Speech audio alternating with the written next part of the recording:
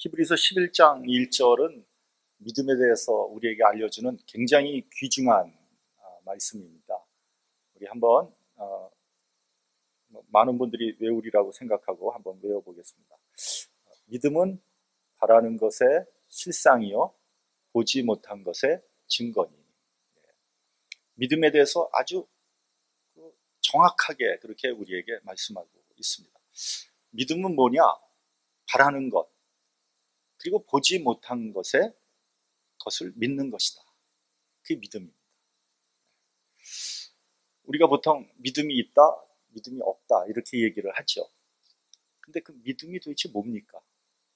뭘 믿는 겁니까? 뭘 믿고 있는 겁니까?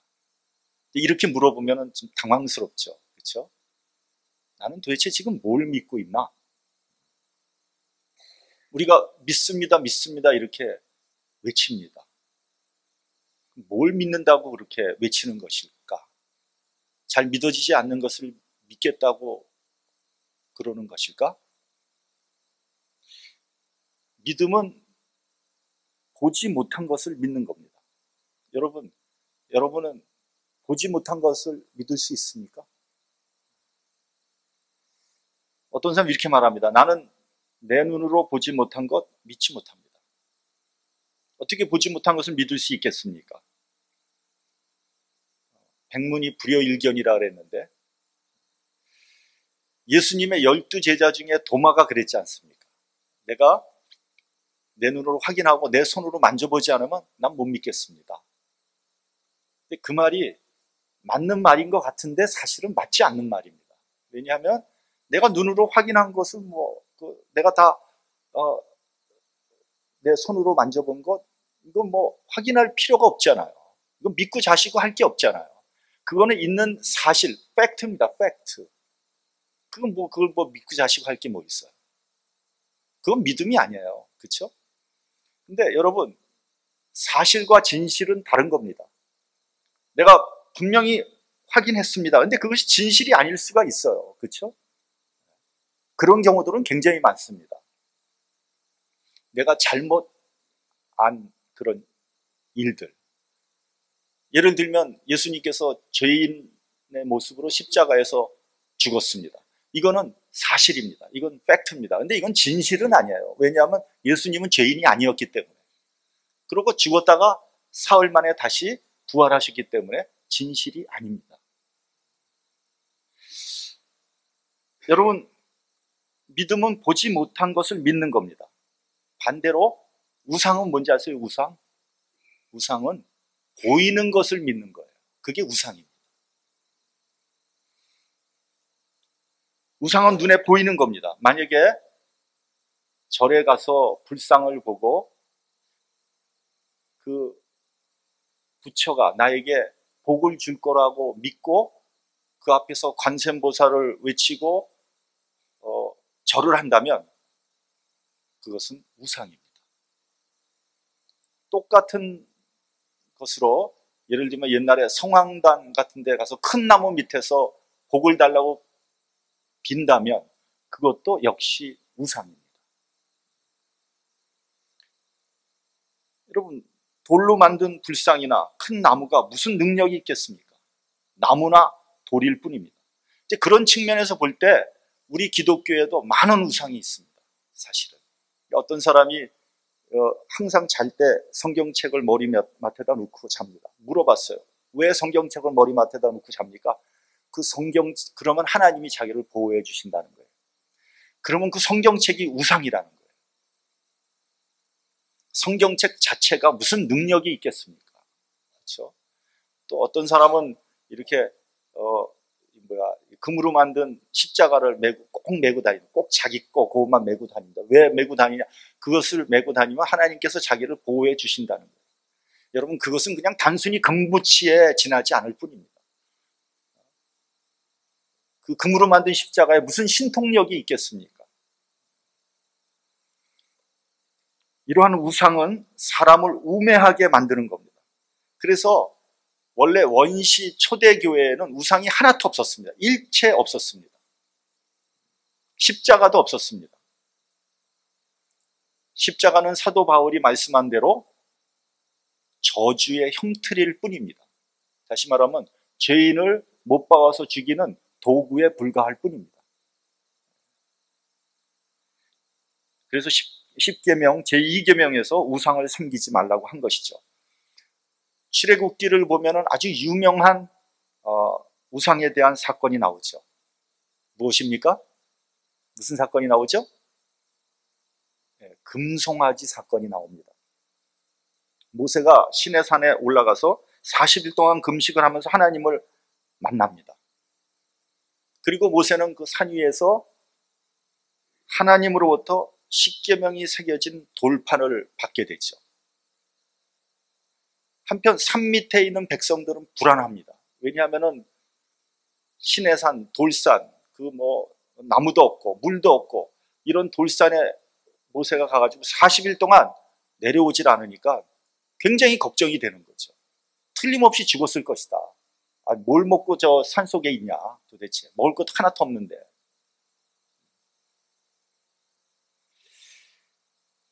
그래서 백성들은 아론에게로 달려갑니다. 큰일 났습니다. 모세가 죽은 것 같습니다. 이제 어떻게 해야 됩니까? 누가 우리를 인도할 수 있겠습니까? 그때 아론이 이스라엘 백성들에게 금을 모으지 않습니까? 그래서 만들어낸 게 바로 금송아지입니다. 아론이 선포합니다. 이 금송아지가 우리를 애굽에서 이끌어낸 하나님 여호와다. 그러니까 이 사람들이 너무 좋아하는 거예요. 그리고 거기서 춤을 추고 제사를 드리고 거기 축제를 벌이는 겁니다. 한편 산 위에서 내려오던 모세가 그 광경을 보고 너무 화가 나가지고 막 불같이 화를 내면서 들고 내려왔던 돌판을 땅바닥에 내던져가지고 깨버립니다. 이 사건으로 인해서 백성 3,000명이 죽임을 당하게 되죠.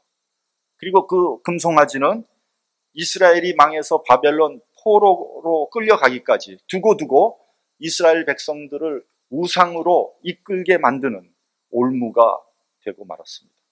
여러분, 하나님을 믿는다는 것은 하나님을 보이지 않는 하나님을 믿는다는 것입니다.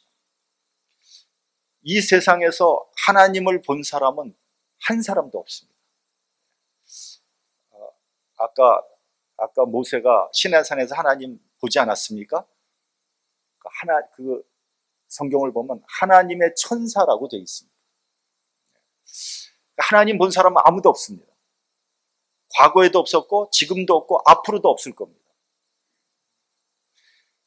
하나님은 우리가 볼 수 없는 분이기 때문에 하나님께서는 당신의 아들 예수 그리스도를 우리에게 보내신 겁니다.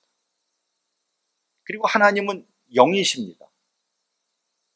영도 우리가 볼 수 없습니다. 그래서 성령께서 오셔서 우리 가운데 임하신 겁니다. 여기에서 삼위일체 교리가 나오는 거예요. 왜 삼위일체가 나오느냐? 하나님을 볼 수 없는 하나님이기 때문에 삼위일체 교리가 나오는 겁니다. 여러분, 오늘이 무슨 날인지 아세요? 혹시 교회력으로 무슨 날인지 아세요? 오늘이? 아마 잘 모르시겠죠? 오늘이 성령 강림 주일입니다. 이건 사실은 교회에서 굉장히 중요한 날입니다. 유대 사람들은 오늘을 뭐라고 부르는지 아세요? 유대 사람들은 오늘을 뭐라고 부릅니까? 유대 3대 명절 중에 하나입니다. 뭐라고 부르죠? 기억 안 나세요? 오순절이라고 부릅니다. 오순절. 오순절 혹은 77절이라고 합니다. 77절. 네, 여러분, 오순절이라는 게 무슨 말입니까? 오순절이 무슨 말이죠? 무슨 뜻이죠? 네? 오순절 무슨 뜻이죠? 네? 50일, 50일. 순이라는 건 10일이거든, 10일. 그러니까 오순절이니까 50일입니다. 77절이란 말은 7 곱하기 7은 뭡니까? 49일 아니에요. 50일이란 말입니다. 사도행전 2장에 의하면 예수께서 부활하시고 난 다음에 50일 만에 마가의 다락방에서 기도하던 120명의 성도에게 성령이 오셔서 그들의 심령 가운데 임하게 된 겁니다. 성경에 의하면 강한 바람 같은 소리가 온 집에 가득했으며 불의 혀같이 갈라지는 것이 각 사람 위에 임하였다고 되어 있습니다. 성령이 임하니까 다 성령으로 충만해졌고요. 성령이 말하게 하심을 따라 다른 방언으로 말하기 시작했다. 놀라운 성령의 역사가 일어난 겁니다. 여러분, 구약에서도 성령의 역사가 많이 있었습니다. 그러나 이와 같이 성령께서 직접 각 사람에게 임한 것은 처음 있는 일입니다. 이건 처음 있었던 일입니다. 이 성령의 역사로 말미암아 거기 모여있는 사람들은 하나님이 살아계신 하나님이라는 것을 깨닫게 된 거예요. 아, 하나님은 정말 살아계시구나. 여러분, 이것은 그때만 유효한 게 아닙니다. 지금도 마찬가지입니다. 지금도 나에게 성령이 임하면요, 아, 하나님은 정말 살아계시는구나 하고 그것을 느끼게 되는 거예요. 그래서 나에게 성령이 임하면 이제 하나님은 더 이상 멀리 떨어져 있는 거룩하고 성스러운, 감히 접근할 수 없는 그런 하나님이 아니라 구체적으로 나에게 임해서 나에게 은혜를 주시고 나를 인도하시는 하나님이라는 것을 깨닫게 된다는 거예요. 그래서 여러분, 성령이 임하면 아, 내가 구원받았다는 것을 확신할 수 있게 되고요. 이제는 하나님을 떠나서 더 이상 살 수 없다는 것을 고백하게 되는 거예요. 그래서 성령을 받으라 그러는 거예요. 여러분, 솔직히 하나님 그러면 너무나 멀고 멀잖아요. 나하고는 내가 가까이 가려고 해도 갈 수가 없는 그런 분이잖아요. 그러나 성령께서 임하면 아, 하나님께서 내 안에서 구체적으로 역사하시는구나 하는 것을 느끼게 된다, 이런 얘기입니다. 그래서 로마서 8장 2절에는 그리스도 예수 안에 있는 성령의 생명의 법이, 생명의 성령의 법이 죄와 사망의 법에서 너를 해방하였다, 이렇게 말씀하고 있습니다. 여러분, 그렇기 때문에 우리가 하나님을 보지 못했지만 하나님을 믿습니다. 성령이 임하기 때문에 하나님의 약속 아직 실현되지 않았지만 믿는 겁니다. 요한복음에 보면 예수께서 하늘나라로 가시면서 내가 처소를 마련하겠다고 약속해 주셨습니다. 우리가 뭐 하늘나라 처소 본 적이 있습니까? 그렇지만 그 처소를 내가 믿게 되는 거죠. 우린 천국이 있음을 믿고요, 우린 나중에 천국에 갈 것을 굳게 믿게 되는 겁니다. 그리고 언젠가 있을 하나님의 마지막 심판도 믿습니다. 결국 악이 심판받게 될 것이요, 마귀는 불못에 들어갈 것을 또한 믿습니다. 그렇기 때문에 말이죠, 아무리 이 세상이 뭐 부조리와 모순과 악으로 가득 차 있다고 할지라도 결국 이 땅에 하나님의 나라와 하나님의 의가 이루어질 것이라는 것을 굳게 또한 믿고 있습니다. 이 모든 것이 아직 이루어지지 않았지만 우리가 확실하게 믿는 거죠. 그것이 바로 믿음이라는 거예요. 아브라함은 갈대아 우르를 떠날 때 아무것도 보이는 것이 없었습니다. 그리고 아무런 보장도 받지 못했습니다. 그러나 하나님께서 본토와 친척과 아비의 집을 떠나서 내가 지시할 땅으로 가라는 말씀만 믿고 무작정 길을 떠난 거죠. 아브라함과 사라는 물리적으로 자녀를 낳을 수 없는 나이였지만 아들을 줄 것이라는 약속을 믿었더니 100세 때 아들 이삭을 낳습니다. 가나안 땅을 너희에게 전부, 너와 너희 자손에게 전부 주리라, 그렇게 약속을 했는데 무려 1000년이 지나서야 그 약속이 이루어졌습니다. 아브라함은 그 모든 것을 보지 못했지만 믿었다는 겁니다. 그것이 믿음이에요. 그래서 아브라함은 믿음의 조상이라고 그러는 거예요. 신약 성경을 보면 예수님과 제자들이 마지막 예루살렘을 여행을 할 때 제자들은 굉장히 들떠 있었습니다.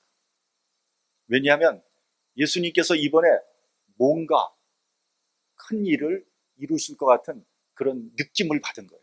뭔가 감이 다른 거예요. 다른 때 예루살렘을 방문했을 때와 이번하고는 전혀 분위기가 다른 거예요. 그래서 만약에 예수님께서 이스라엘의 왕으로 추대받게 된다면 누가 예수님의 좌우에 앉을 것인가를 제자들이 다투지 않았습니까? 다툰 이유가 거기에 있는 거예요. 이번엔 뭔가 이루어질 거로 알고 있었거든요. 그런데 예수님은 감람산에 올라가셔서 예루살렘 성을 내려다보며 예루살렘아 예루살렘아 하고 우셨습니다. 왜냐하면 40년 후에 닥칠 재난, 즉 돌 하나도 돌 위에 남아있지 않게 되는 날, 이스라엘이 철저하게 망하는 심판의 날이 오게 될 것을 알고 있었기 때문입니다. 예수님은 그들이 보지 못한 것을 보셨고요, 그들이 듣지 못한 것을 들었습니다. 이런 사람이 믿음의 사람이라는 거예요. 실제로 AD 70년에 로마의 디도 장군에 의해서 예루살렘 성과 헤롯 성전은 돌 하나도 돌 위에 남아있지 않고 철저하게 파괴되고 말았습니다. 오늘 본문을 보면요, 성령께서 깊은 탄식을 하고 계신다고 했습니다. 여러분 혹시 성령께서 탄식하신다는 것을 알고 계십니까?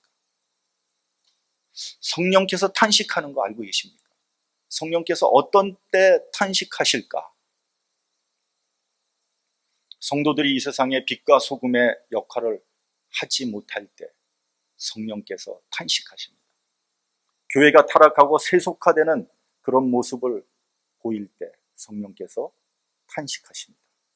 이 세상이 죄악으로 가득 차고 불의가 판을 치는 모습을 보고 성령께서 탄식하십니다. 황금 만능주의가 판을 치고 물질주의가 이 사회를 휩쓰는 그런 모습을 보시고 성령께서 탄식하십니다. 여러분 혹시 내 안에서 들리는 양심의 소리는 들리십니까? 여러분 혹시 의인이 탄식하는 소리를 들을 수 있습니까? 누가 성령의 탄식을 들을 수 있는지 아세요? 정결한 마음이 있어야 돼요. 순수한 마음을 가지고 있는 사람들이 성령의 탄식을 들을 수 있습니다.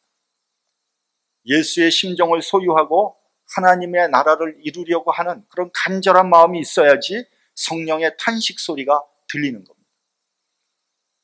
여러분, 성령이 탄식한다는 말씀은요, 성령께서 인격적이라는 것을 우리에게 보여주는 겁니다. 여러분, 성령은 강압적으로 역사하는 분이 아닙니다.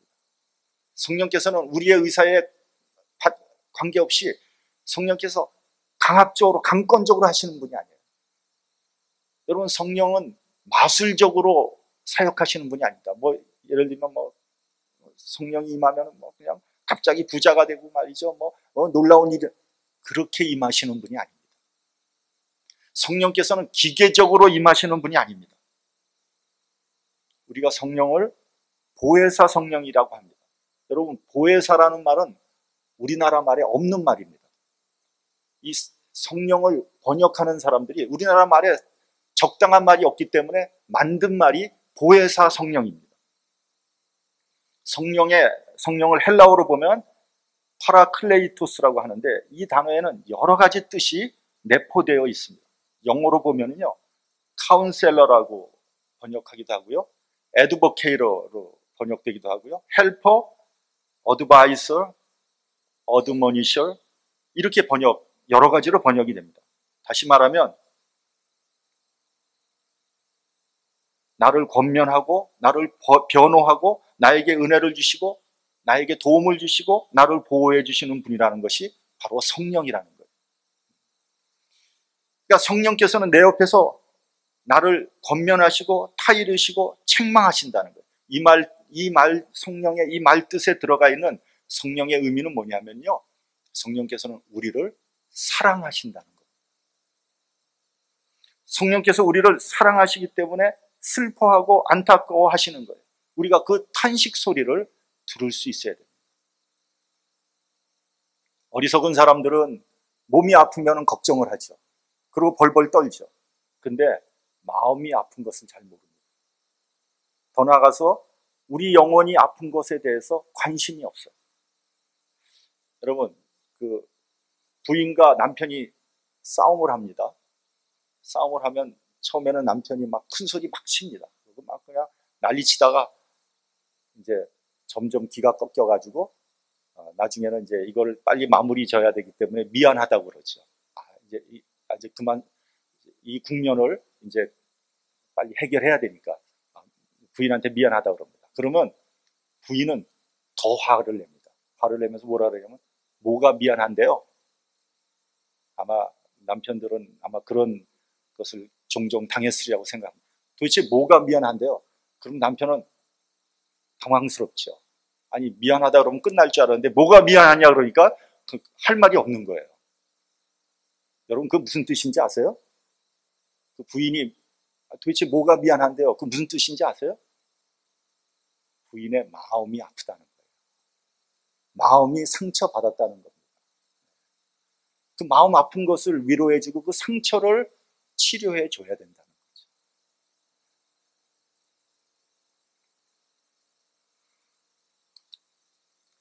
여러분 몸에 난 상처는 아물면 끝나지만 마음에 난 상처는 잘 아물지를 않아요. 오래 갑니다. 그 상처가 깊습니다. 여러분 부부관계가 의외로 굉장히 어렵습니다. 그래서 많은 사람들이 부부관계에 문제가 생기고 이혼하는 거 아닙니까? 왜 그런지 아세요? 부부관계일수록 서로 마음의 상처를 주고받거든요. 아주 상처되는 말만 하거든요.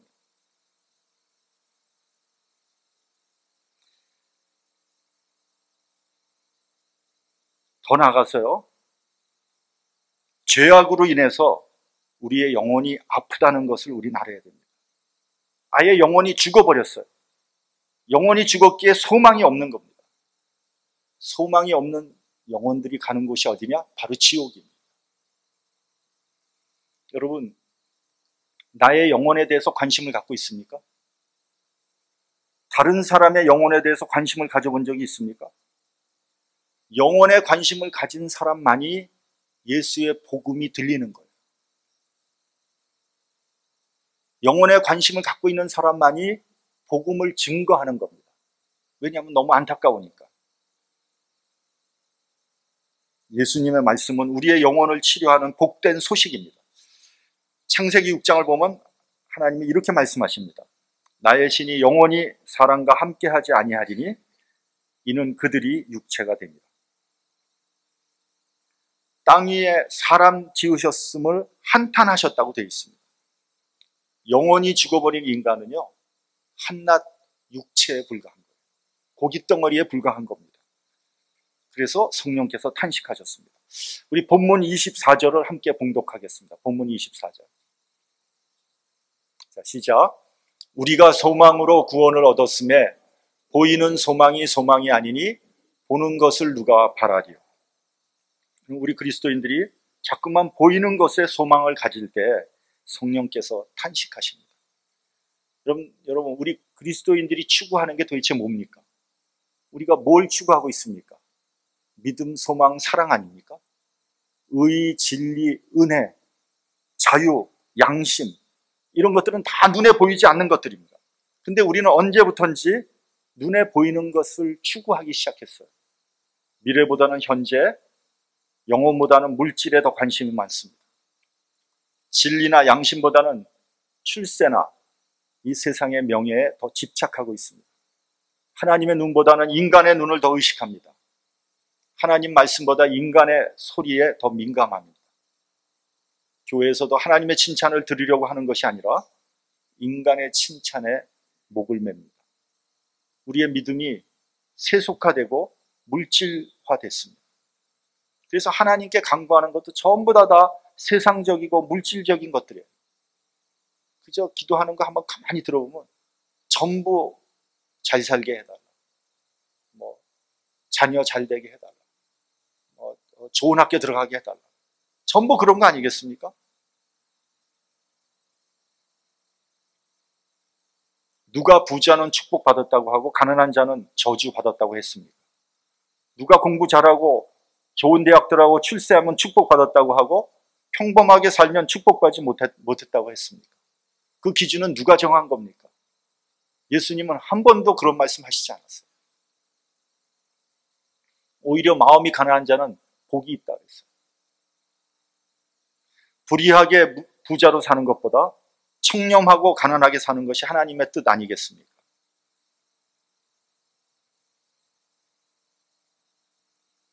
물량주의에서 짓눌려 사는 것보다 평범하게 사는 것이 축복입니다.